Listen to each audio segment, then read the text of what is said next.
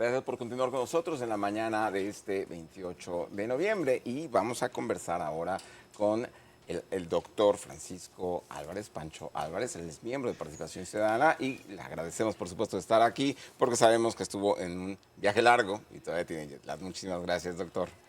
Gracias a ustedes por la invitación y aquí estoy a sus órdenes. Muy bien, doctor. Muy buenos días. Mire, vamos a entrar de una vez en materia. ¿Qué opinión le merece la política de protección de datos que ha comenzado a difundir el Poder Judicial? Bueno, yo creo que lo primero que hay que señalar es que Participación Ciudadana en el día de ayer Sí, pues puso a circular su opinión con respecto a esta política de protección de datos personales del Poder Judicial. Yo quisiera tal vez comenzar diciendo, porque aquí todo en República Dominicana parte de siempre de una conspiración o de intenciones. Yo no creo que haya malas intenciones para nada en el Poder Judicial. Políticas de protección de datos a nivel judicial han ocurrido en muchísimos países del mundo y nosotros, bueno, acabamos de llegar a ese tema. De hecho, el Poder Judicial puso a la opinión pública el borrador. Lamentablemente no le prestamos la atención suficiente, venimos a reaccionar. eso pasa mucho. Es una falta nuestra, ¿no?, del Poder Judicial. El Poder Judicial hizo lo correcto al ponerla en su red para fines de opinión pública, ¿no? Pero bueno, yo repito, no creo que haya malas intenciones. Sin embargo, cuando revisamos el documento de participación ciudadana, nos dimos cuenta que puede ser mal aplicado en perjuicio de la transparencia que debe regir todo un proceso judicial. Recordemos que los procesos judiciales son públicos, no porque lo dice una ley, porque lo dice la Constitución de la República. Entonces, ¿qué ocurre? Que lo que debería ocurrir es que el derecho a la información y a la expresión, la transparencia debería ser la regla, ¿no? Y la excepción debería ser, por ejemplo, el derecho a la privacidad. Esta política pública que acaba de publicar pues el Consejo del Poder Judicial, lo que hace es que invierte la situación. Y de buenas a primeras tenemos que la privacidad es la regla y las excepciones son el derecho a la información y sobre todo la transparencia. Yo creo que, y es un llamado que hacemos desde Participación Ciudadana al Poder Judicial, así como por ejemplo el presidente Abinader, pues con su proyecto de reforma fiscal tuvo que dar para atrás, pues yo creo que ese es el ejemplo que debe seguir el Poder Judicial, de someter nuevamente a discusión, y yo sé que están en esa disposición, de someter a discusión nuevamente esas reglas que acaba de publicar para evitar, repito, que de buenas a primeras no se tenga acceso en los expedientes judiciales a información que es importante. Doctor, justamente en el documento que difundió en el día de ayer Participación Ciudadana, aclaran, no es que estén en contra, de hecho dicen algunas sociedades más avanzadas incluso se manejan de esa manera. Sin embargo, nosotros no hemos llegado a ese nivel de civilidad e institucionalidad, de tal manera que este tipo de discrecionalidad que propone el Poder Judicial podría ser aprovechado justamente por quienes tienen más poder, por aquellos que están acusados en procesos judiciales de corrupción, por ejemplo. Entonces, habría también un trato desigual. ¿Sería necesario que se discutiera una regulación más precisa para determinar cuándo sí y cuándo no aplicar esa discrecionalidad? Mira, Ezequiel, tú pones el dedo en el punto específico que ha utilizado el Poder Judicial para defender su política, que es que ha tomado esas ideas de la Unión Europea, de países europeos, de Estados Unidos, de otros países latinoamericanos. Sí, porque hay otros países que han adoptado políticas sobre ese tema, pero hay algunos países de esos que ya no necesitan tener cuidado sobre los temas, por ejemplo, de la criminalidad organizada, de la corrupción, porque tienen un sistema de justicia muy fuerte. Nosotros en República Dominicana no hemos alcanzado ese nivel todavía. Y por eso, como tú bien señalas, dejar a la discreción de los jueces aplicar este tipo de medidas puede ser peligroso. Porque quienes se van a beneficiar de ello no son el 90% de los casos, el 95% de los casos, sino ese 5% de criminalidad organizada, de corrupción administrativa, son los que se benefician entonces de esas brechas que se crean para invisibilizar a las personas que han infringido la ley. ¿Cómo evitar entonces, o mejor dicho, cuáles deberían ser las correcciones que se deberían aplicar en este código, Bueno, yo creo en esta política? lo que primero sería invertir lo que han hecho en el sentido de decir el derecho a la información, a la libre expresión y la libertad de prensa está por encima del derecho a la intimidad. Eso es lo primero. La regla debe ser la libertad de información y la excepción debe ser la privacidad. Ahora mismo está al revés en la política que se acaba de publicar y lo dice claramente. Dice, la regla es pues la privacidad y ese concepto que yo sé que algunas personas se lo encuentran extraño, anonimización, un concepto, una palabra difícil de pronunciar inclusive, ¿no? Hacer anónimo ciertos datos. Eso en un país como el nuestro todavía, que no ha alcanzado ciertos niveles de institucionalidad, es muy peligroso. Y por eso tal vez lo primero sería corregir eso en el sentido de decir, el derecho a la información es la regla y la privacidad la excepción, y entonces caso por caso se van conociendo las excepciones. Pero si se deja como está, pues la regla va a ser pues la privacidad y la mayoría de las informaciones van a estar vedadas. Ojo, algunos dicen, no, pero esto es solamente para sentencias que se publican, la de la Suprema Corte de Justicia, que se publican en boletines judiciales. No, esa política que acaba de aplicar, se acaba de aprobar, rige no solamente para la Suprema Corte de Justicia, para todos los tribunales del país. Y no solamente afecta a las partes en el proceso, sino sobre todo a los terceros. Y menciona la palabra terceros. ¿Ustedes saben quiénes son los terceros? La prensa son terceros, porque no son parte en el proceso judicial. La ciudadanía, los ciudadanos y ciudadanas son terceros, porque no son parte en el proceso judicial. O sea, el acceso al expediente judicial es importante en un país, en cualquier país donde haya democracia. Porque un expediente judicial no es solo la sentencia que se ha evacuado con respecto a ese caso. Aparte de esa sentencia, en ese expediente judicial hay pruebas, hay actos procesales, hay una cantidad de información que la prensa y la ciudadanía debería tener derecho a acceder a ella. Testimonios, por ejemplo. Testimonios. Bueno, la sentencia usualmente recoge parte de los testimonios, pero no todo. Entonces uno quisiera ver el testimonio completo. Exacto. O la sentencia tal vez hace referencia a un documento, pero uno quiere entonces ver el documento. Y la idea es precisamente que haya ese tipo de transparencia. Claro que tiene que haber excepciones y claro que tiene que protegerse el derecho a la privacidad. Como el caso de los niños, por ejemplo. Las personas vulnerables, los menores de edad, las mujeres indefensas cuando han sido sujetos de violencia, los casos de seguridad nacional.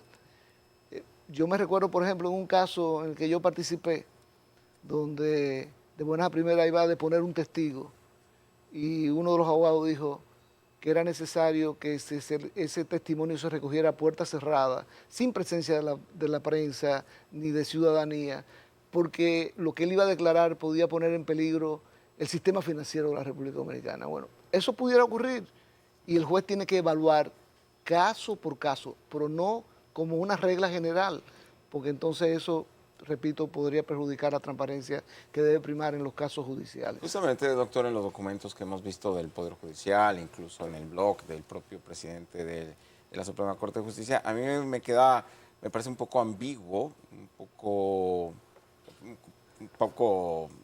con falta de detalle y claridad, qué es lo que el Poder Judicial considera que es necesario proteger, esa intimidad, ese derecho a la intimidad. Simplemente habla del derecho al anonimato, pero no nos dice específicamente qué tipo de documentos, qué tipo de información y datos no estarían abiertos al público en general, a la prensa o a las organizaciones civiles. Mira, lo que pasa es que habla de datos personales. Y entonces esa política explica cuáles son los datos personales, un listado amplísimo. a mí me resulta curioso, ¿no? Porque en materia penal es indispensable identificar al imputado, identificar de manera completa al imputado. Y para eso hay que utilizar el número de cédula. Porque, por ejemplo, Francisco Álvarez, somos muchos en República Dominicana. Tú no puedes poner solamente Francisco Álvarez. Perdón, doctor, ¿y qué pasa en países como España, en donde no se identifica públicamente al imputado con el nombre completo, sino simplemente se dice Francisco N., por ejemplo? Sí, bueno, por eso estoy diciendo, hay países donde se ha avanzado en esa dirección y se utilizan las siglas cuando se va a divulgar alguna información. Pero, por ejemplo, en Estados Unidos, que es uno de los casos que se ha citado para defender lo que se ha aprobado, existe una presunción de publicidad. Los juicios son, en principio, públicos. Claro, hay excepciones. Y esas excepciones pues se aplican. Y aquí también debe hacerse de la misma manera, pero yo repito, si usted dice debe disociarse, porque hay dos términos que se utilizan, disociación y anonimización, es lo mismo. La idea aquí es que los datos que se publiquen no permitan identificar a una persona. No permitan identificar o permitan que sea identificable una persona. Entonces, repito, eso es peligroso porque al fin de cuentas, ¿quiénes son esas personas que se van a favorecer de este tipo de reglas? No es la ciudadanía ordinaria, en general, la que se va a beneficiar de eso, sino obviamente aquellos de crímenes de cuello blanco, como se llaman, corrupción administrativa, no solamente pública, sino privada inclusive.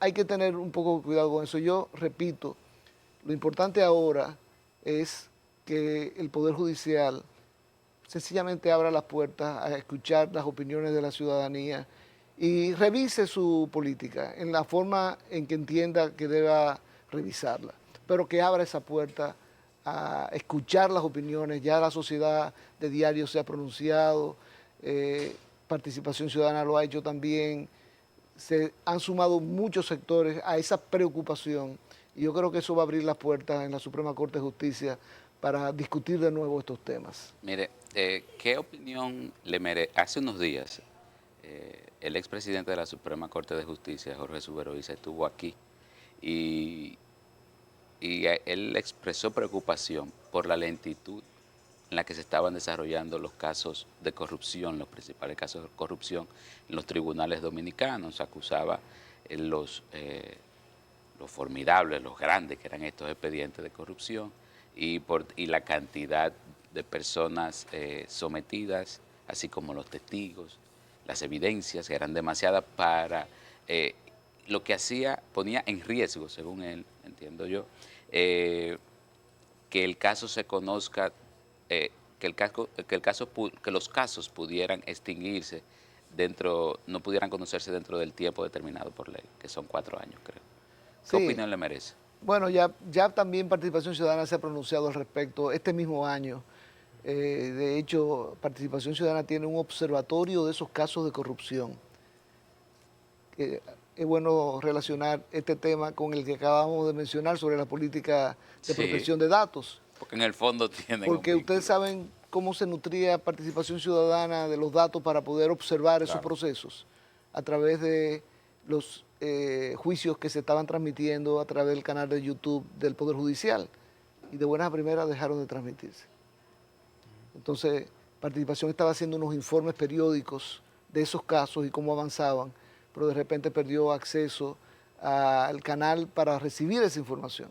Lo digo porque la importancia que tiene la publicidad de los casos judiciales, ¿no?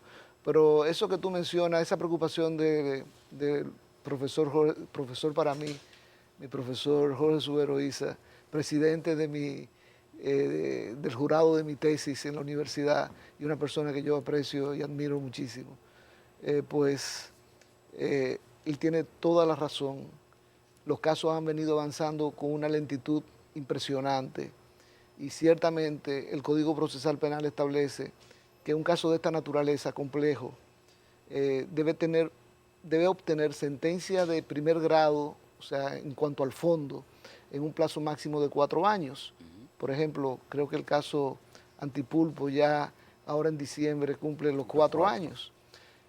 Claro, el Tribunal Constitucional y la Suprema Corte de Justicia han dicho que cuando los retrasos se deben a la complejidad de los casos, a dilaciones provocadas por los imputados, esos tiempos no se computan dentro del plazo. O sea que yo tengo la esperanza de que los tribunales, debido a la complejidad del caso, pues sencillamente no declaren extinguidos los mismos cuando se alcance ese periodo de 4 años, porque ninguno va a alcanzar una sentencia al fondo en primer grado dentro de sus primeros 4 años. Claro, el ritmo que vamos, doctor. Dos preguntas. Una que tiene que ver con este tema. ¿No es necesario ya que el propio Poder Judicial regulara de una manera mucho más estricta el comportamiento de las partes en los juicios, muy especialmente en las audiencias de medidas de coerción, que se prolongan incluso un año, como lo vimos en el caso de la operación Medusa, por ejemplo? Mira, aquí se ha desnaturalizado, distorsionado completamente lo que es la audiencia preliminar. Ustedes saben, un proceso penal tiene una fase preparatoria primero, que usualmente es secreta, donde el Ministerio Público investiga. Luego viene la acusación y esa acusación pasa a una audiencia preliminar para determinar si el caso merece un juicio de fondo. Ahí no se determina si alguien es culpable o inocente, sino si el caso es serio como para meditar un juicio de fondo. Esa audiencia preliminar debería durar 2 meses, 1 mes. Aquí en República Dominicana dura promedio más de 1 año. En estos casos de corrupción, todos han sido así. Por ejemplo, en el caso Medusa, hubo 95 aplazamientos en la audiencia preliminar. 95 aplazamientos. Eso y esas audiencias preliminares, que repito, no es para determinar si es culpable o inocente, se convierten prácticamente en juicios de fondo, desnaturalizando el proceso completamente. Y eso es un control que tienen que ejercer los jueces. La administración del tiempo de los procesos no corresponde ni a los abogados, ni a los fiscales, sino a los jueces. Y aquí los jueces son increíblemente permisivos en el uso del tiempo. Yo me recuerdo que ha habido casos aquí donde un imputado se ha pasado, su abogado, 7 días corridos en un discurso de defensa. 7 días, eso es para inscribirlo en el libro Guinness. Y bueno, y lo hemos visto recientemente en estos casos de corrupción también, que se toman días para ejercer, tanto el Ministerio Público por igual, ¿no? Aunque tengo que aclarar algo. Uno de los temas es la lectura de la acusación.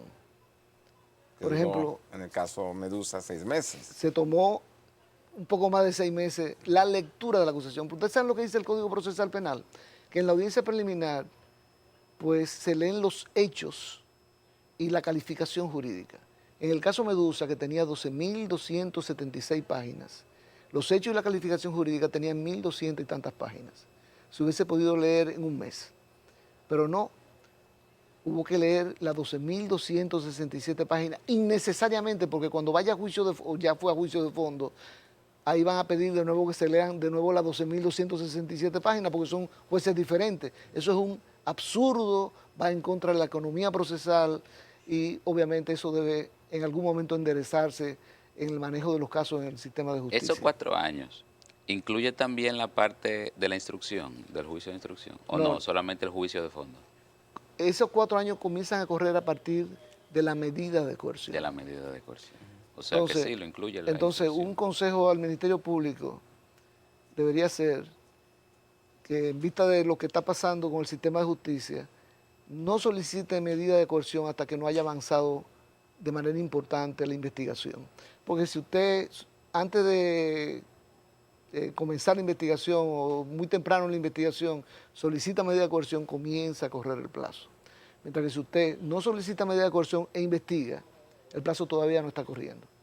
O sea que el Ministerio Público también debería revisar sus estrategias para evitar correr riesgos. Doctor, como usted nos decía, en uno de estos casos, uno de los abogados tardó 7 días en la defensa de su cliente.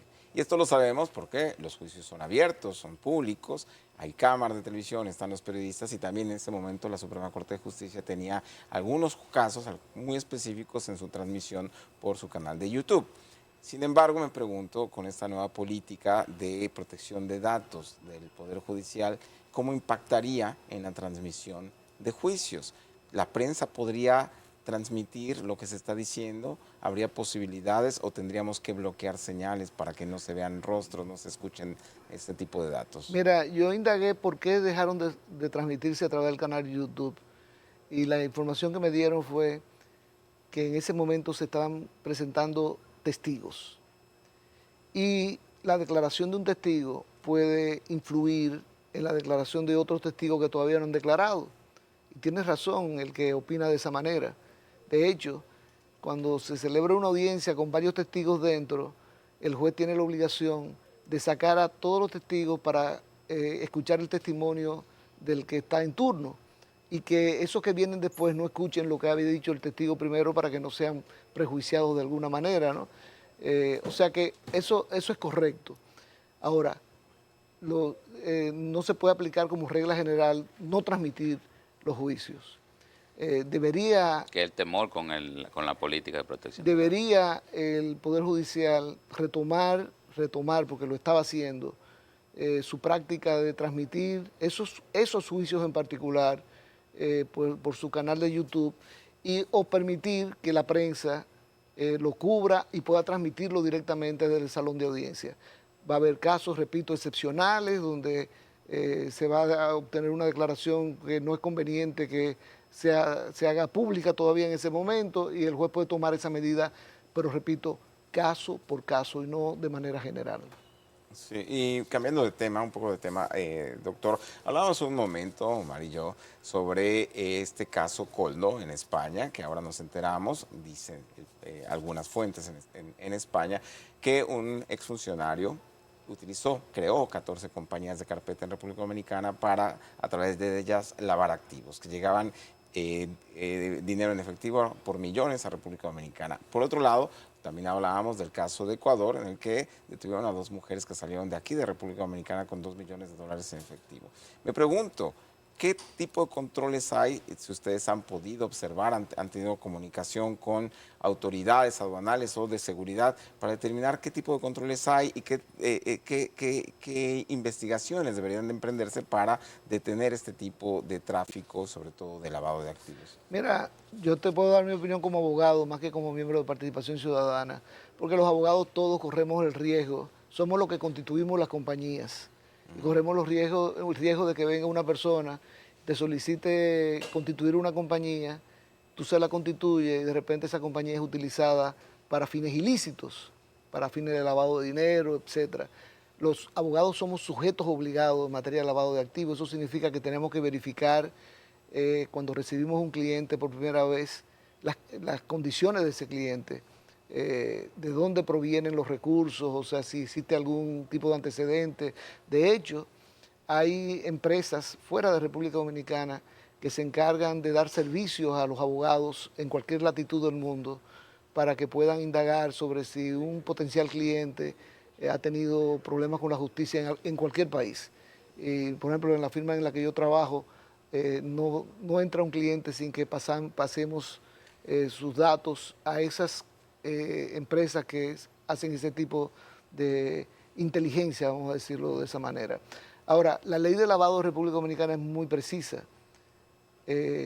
Abogados, bancos, tenemos que hacer un due diligence, una debida diligencia sobre conocer al cliente. Exfuncionarios de gobiernos extranjeros. No solamente funcionarios locales, sino extranjeros. Cuando una persona es, por ejemplo, funcionario en el gobierno de España, es una persona políticamente expuesta, como se llama, ¿no?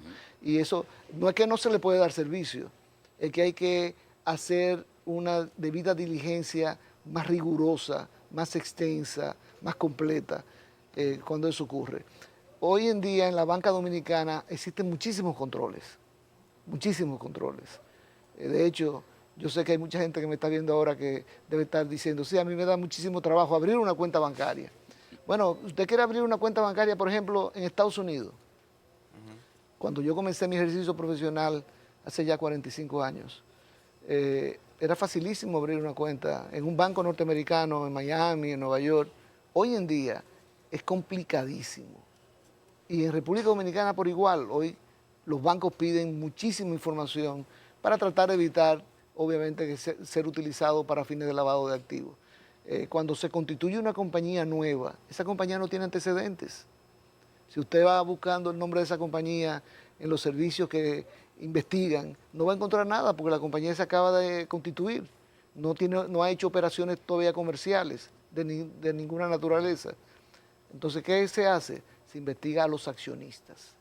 Yo me recuerdo una mala experiencia que tuve de un cliente español precisamente que vino a República Dominicana y fue a nuestra oficina de la mano de otro cliente español ya nuestro de mucho tiempo. ¿Y qué ocurrió? Que investigamos, no tenía ningún tipo de antecedentes y nos trajo una compañía panameña para hacer operaciones en República Dominicana. Esa compañía panameña tenía acciones al portador y nosotros las registramos en el registro mercantil, acciones al portador representadas por el nombre de esa persona. Cuando esa persona, cliente nuestra, vio que lo pusimos en el registro mercantil, terminó la relación con nosotros porque no nos había autorizado a poner su nombre en el registro mercantil. Y nosotros decíamos, bueno, pero las acciones eran al portador, pero alguien tiene que representarlas, y no nosotros los abogados, el propietario. Pues, ¿qué ocurrió? Que meses después, esa persona fue atrapada en Barcelona con un cargamento de drogas. Claro. Entonces, hay que tener muchísimo cuidado con ese tipo de cosas. República Dominicana ha sido utilizada muchas veces para lavado de activos. Ese caso ecuatoriano, de esos $2 millones en efectivo en maleta, ¿de dónde vino ese dinero? De República Dominicana. ¿Producto de qué?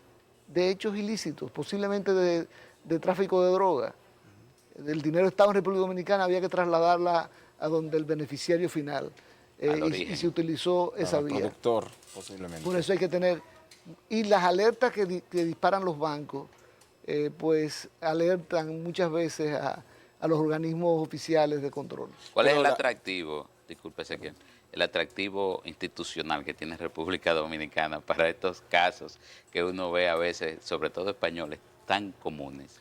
Bueno, siempre Dominicana como que salpica en algo. Bueno, que déjeme decirle, somos un país privilegiado geográficamente, ubicado de una manera estratégica, no en el Caribe, en el medio del Caribe, que con Venezuela allí mismo, Colombia allí mismo, Estados Unidos de este lado, México. Puerto Rico. Estamos en la cuenca del Caribe, ¿no? O sea, a la entrada de la cuenca del Caribe.